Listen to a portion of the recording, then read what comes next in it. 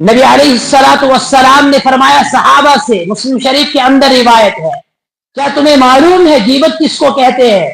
صحابہ نے جواب دیا، یا رسول اللہ، اللہ اور اس کے رسول ہی زیادہ بہتر جانتے ہیں۔ نبی علیہ الصلوۃ والسلام نے فرمایا کہ کسی اپنے بھائی کی پیٹھ پیچھے اس کے عیبوں کو ٹٹولنا، اس کے عیبوں کو تلاش کرنا، ایک دوسروں کے سامنے ان عیبوں کو بیان کرنا، اس کو غیبت کہتے ہیں۔ صحابہ نے عرض کیا، یا رسول اللہ، اگر وہ عیب حقیقت میں اس انسان کے اندر موجود ہو پھر بھی یہ غیبت ہے؟ نبی علیہ الصلوۃ والسلام نے فرمایا کہ اس انسان کے اندر اگر حقیقت میں وہ عیب موجود ہوں گے تب ہی تو غیبت ہے۔ اگر اس انسان کے اندر یہ عیب موجود نہیں ہے جو اس کی پیٹھ پیچھے آپ نے بیان کیے، پھر تو یہ بہتان ہوگا، پھر تو یہ تہمت ہوگی۔